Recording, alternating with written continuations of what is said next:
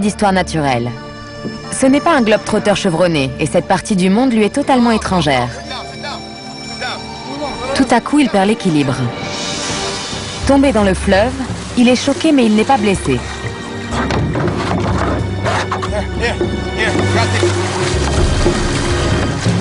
Il est sur le point de remonter à bord de l'embarcation quand quelque chose vient le piquer sous l'eau, provoquant une douleur lancinante. Il commence à avoir peur qu'il y ait des poissons carnivores dans ses eaux. Il est piqué à nouveau et il panique. Quelque chose dans l'eau grouille autour de lui et l'attaque. Le guide, terrorisé, tente de l'aider. Mais l'explorateur se débat et nage comme il peut jusqu'au rivage. Une douleur le brûle dans tout le corps. Enfin arrivé sur le sable, il s'effondre. Il respire avec difficulté.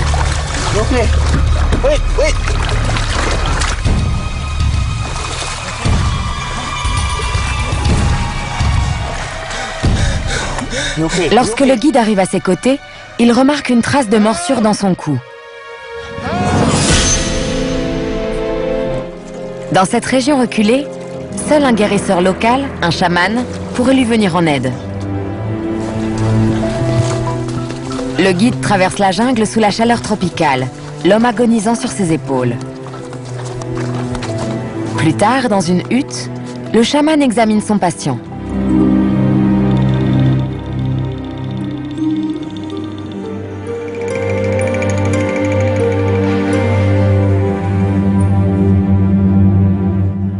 Hélas, il est trop tard.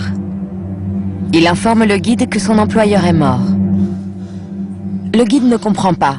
Il demande ce qui s'est passé. En réponse, le chaman ouvre la chemise de l'étranger, dévoilant une dizaine de marques de piqûres. Elles indiquent que l'explorateur a été tué par les défenses mortelles du mini-éléphant de Thaïlande.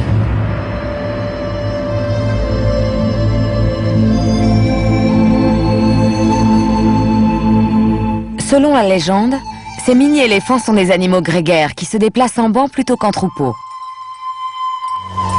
On raconte que des centaines de ces minuscules et agressives créatures peuplent les eaux reculées de Thaïlande.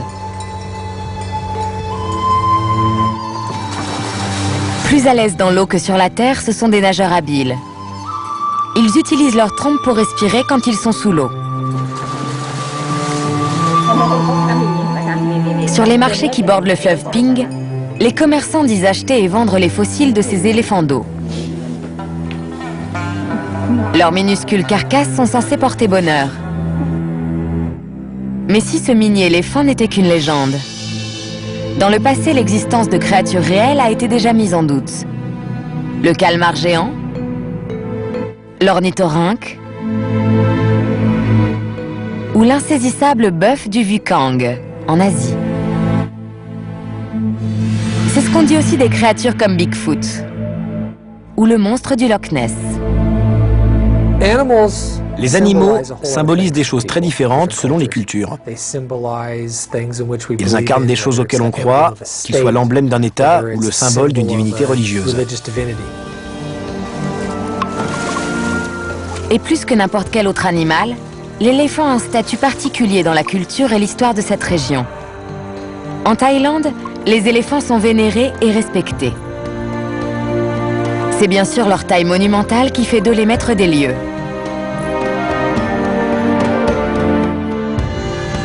Mais les mini-éléphants d'eau sont différents. Dans leur cas, ce n'est pas la taille qui importe. On les craint pour leur nombre, leur comportement hostile et le fait que leurs défenses sont censées contenir un poison qui agirait très vite. On dit qu'une seule piqûre de leur minuscule défense d'ivoire suffit à tuer un homme rapidement.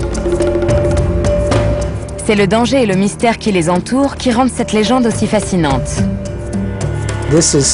Il s'agit d'une chose dont on ne connaît pas l'origine. On ne sait pas comment elle est arrivée là, ni même vraiment ce que c'est. Mais ce qui est certain, c'est qu'elle peut nous faire souffrir. Examinés de près, ils ont une apparence presque sinistre. Mais ces pachydermes de poche existent-ils réellement? On dit généralement qu'ils mesurent 2,5 cm de hauteur, ce qui explique pourquoi peu de gens y croient. ils ne seraient pas plus lourds qu'une souris. Leur anatomie minuscule semble donc défier les lois de l'évolution. Ils ont été soumis à des examens ainsi qu'à d'autres tests afin d'établir la crédibilité des récits folkloriques à leur sujet. Les radios révèlent un squelette minuscule avec de multiples vertèbres, côtes et autres structures osseuses. Ces petites créatures ont même été soumises à une IRM. Certaines caractéristiques concernant les grands éléphants tentent à rendre plausible l'existence des modèles miniatures. Les éléments sont quasiment chez eux dans l'eau. Ils ont besoin de boire entre 90 et 180 litres d'eau par jour, alors ils ne peuvent pas rester éloignés très longtemps de l'eau. Il existe quelques espèces de mammifères qui ont des glandes à venin. L'ornithorynque a un aiguillon. Les mâles, en tout cas, portent un aiguillon à la cheville qui libère du venin. Mais les éléphants ne possèdent pas de telles glandes vénéneuses. Pour qu'une défense conduise du venin, il faudrait qu'elle soit creuse sur toute sa longueur, comme une sorte de seringue hypodermique. Connaissant la structure des dents de ce mammifère, je ne crois pas que ce soit possible. Et les prétendues preuves scientifiques alors? Les preuves présentées ne sont pas crédibles. Par exemple, si vous regardez les radios, le long de l'épine dorsale ou de la colonne vertébrale de cet animal, vous voyez ce qui semble être plusieurs vertèbres, des os ressemblant à des vertèbres. Mais il n'y en a que 8 ou 9 tout au plus. Et quand on observe le squelette du mammifère, il devrait y en avoir jusqu'à 30 dans cette zone. Ça me semble très invraisemblable qu'il puisse exister une version miniature d'environ 2,5 cm. Les mini-éléphants sont effectivement une invention. Et ils ne sont pas des cas uniques. Partout, il y a eu des gens qui cherchent à faire revivre des créatures mythiques.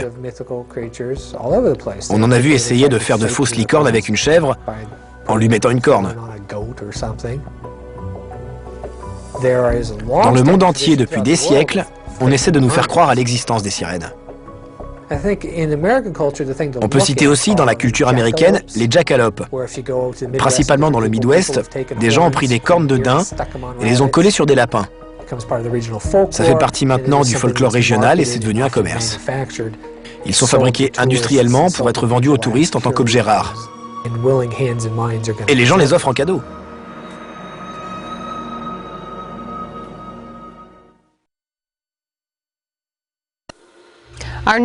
Notre prochaine histoire tourne autour de notre fascination d'une vie après la mort.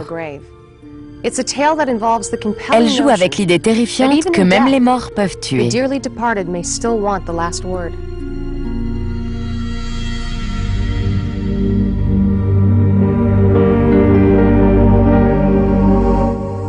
Cette légende a pour origine le pire cauchemar qui soit. Être enterré vivant.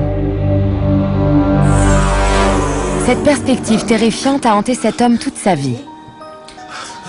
Il lui arrive même de se réveiller la nuit en sueur parce qu'il a fait un cauchemar. Il est mis en terre alors qu'il respire encore. Avant d'éviter une telle tragédie, le vieil homme fait l'acquisition d'un mausolée équipé d'un téléphone. La ligne téléphonique est reliée à celle de sa maison, afin qu'il puisse appeler au cas où il aurait été enterré vivant. Le fait de disposer de ce téléphone le rassure. Il est tranquillisé de savoir que l'horrible destin qui l'angoisse tant ne se réalisera jamais. Quelques années plus tard, l'homme meurt. Sa femme s'assure qu'il soit bien enterré dans son cercueil relié au téléphone comme il le désirait. La femme reprend le cours de sa vie sans jamais éprouver les craintes qui terrorisaient son défunt mari. Mais un jour, alors que sa fille tente en vain de lui parler au téléphone, sa ligne sonne constamment occupée. Elle trouve cela d'autant plus étrange que sa mère n'aime pas les conversations téléphoniques qui s'éternisent.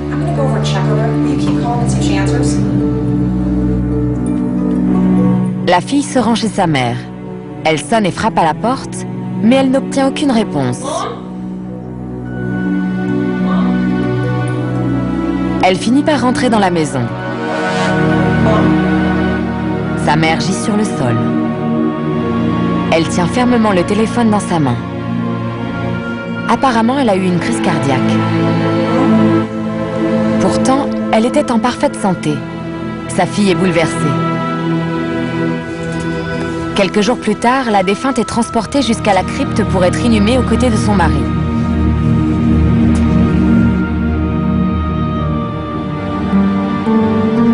En ouvrant le mausolée, la fille n'en croit pas ses yeux.